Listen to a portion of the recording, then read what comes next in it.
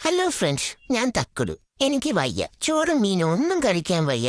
ഭയങ്കര ക്ഷീണമാ. അതുകൊണ്ട് ചേച്ചിയും ചേട്ടനും കൂടി എന്നെ ആശുപത്രി കൊണ്ടുപോവാണ്. ഓട്ടോയിലാണ് ഞങ്ങൾ പോകുന്നത്. ഞാൻ ആദ്യമായിട്ടാ ഓട്ടോയിൽ പോകുന്നത്. ആദ്യം എനിക്കൊരു പേടിയായിരുന്നു. ഞാൻ കരഞ്ഞ്. അപ്പൊ ചേച്ചി എന്നെ തലയൊന്ന് ചൊറിഞ്ഞു തന്ന. അപ്പൊ ഞാൻ കൂളായി. അങ്ങനെ ഞങ്ങൾ ആശുപത്രിയിലെത്തി. ചീത്തൊക്കെ എടുത്തിട്ട് ഡോക്ടറിനെ കാണാൻ വേണ്ടി നോക്കി നിൽക്കുക.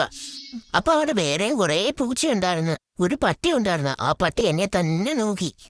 അപ്പൊ എന്നെ ഞാൻ പേടിച്ചു പോയി. അപ്പൊ ചേച്ചി എന്നെ സമാധാനിപ്പിച്ച് തോളിലിട്ട് കിടത്തി ആട്ടിയൊക്കെ തന്നു. അപ്പൊ എനിക്കൊരു സമാധാനമൊക്കെ ആയി. എന്നാലും എനിക്ക് പേടിയുണ്ടായിരുന്നു. പക്ഷെ ഞാനത് പുറത്ത് കാണിച്ചില്ല.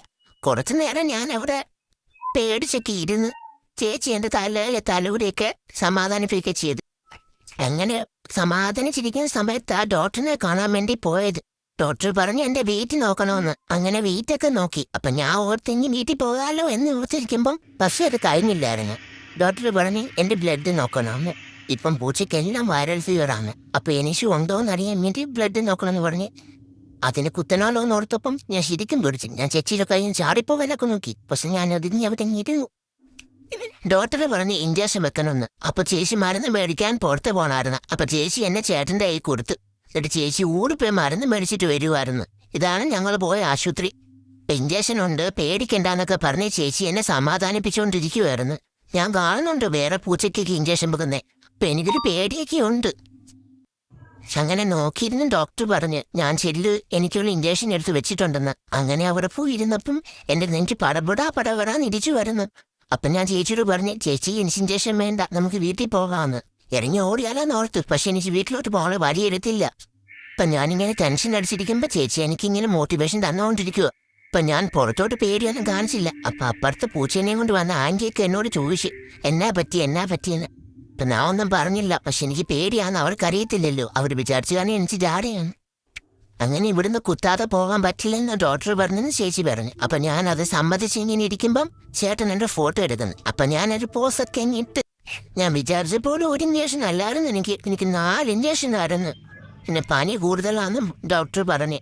ഡോക്ടർ ഇഞ്ചക്ഷൻ എടുക്കുന്ന സമയത്ത് എന്നോട് സംസാരിക്കുകയൊക്കെ ചെയ്ത് എന്റെ പേരൊക്കെ ചോദിച്ചിട്ടൊക്കെയാ ഇഞ്ചക്ഷൻ എടുത്തത്.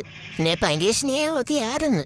എന്നോട് പോട്ടെ മാറും, എല്ലാ അസുഖമൊക്കെ മാറും എന്നൊക്കെ പറഞ്ഞ് ഞാൻ നോക്കുമായിരുന്നു. എല്ലാവരും എന്നെ നോക്കുന്നുണ്ടോ, എന്നെ കുത്തുന്നത് നോക്കുന്നുണ്ടോ, ഞാൻ കരയുന്നത് നോക്കുന്നുണ്ടോ എന്നൊക്കെ.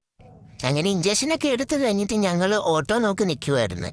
പക്ഷെ മരുന്നൊക്കെ തന്നു കുടിക്കാൻ വേണ്ടി. പിന്നെ നാളെ കഴിഞ്ഞും വേറെ ഇഞ്ചക്ഷൻ എടുക്കാൻ വരണമെന്നൊക്കെ പറഞ്ഞ്. ചിലപ്പം ഞാൻ വരത്തില്ലായിരിക്കും, പക്ഷെ ചേച്ചിയും ചേട്ടനും കൂടെ എന്നെ കൊണ്ടുവരും. അങ്ങനെ ഞങ്ങൾ ഓട്ടോ നോക്കിയിരിക്കുക. ചേച്ചിയാണെങ്കിൽ ചിരിക്കുന്നുണ്ട്.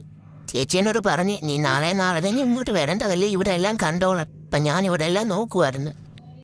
ഓട്ടോ വരുന്നിടം വരെ ചേച്ചി എന്നെ അതുവഴിയൊക്കെ നടത്തി. ഞാൻ അതുവഴിയൊക്കെ കുറെ നടന്ന് 2 ദിവസമായി ഞാൻ കിടക്കുന്നു. ഇന്നാണ് ഞാൻ നടക്കുന്നത്. ഈ ഇഞ്ചക്ഷനൊക്കെ എടുത്തോണ്ട് ഇച്ചിരി ഒന്ന് നടക്കാനൊക്കെ പറ്റുന്നുണ്ട്. പിന്നെ ഞാൻ അവളെ കുറച്ചു നേരം ഓടിച്ചാടിയൊക്കെ നടന്ന്.